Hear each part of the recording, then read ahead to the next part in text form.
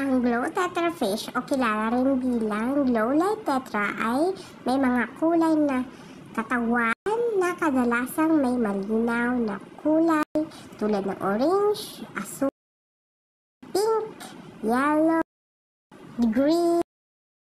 Ganun ang mga kulay niya. Ang kanilang mga katawan ay may linya o guhit na kumikislap sa ilalim ng tama ng ilaw na nagbibigay sa kanila ng kaakit-akit na itsura sa aquarium.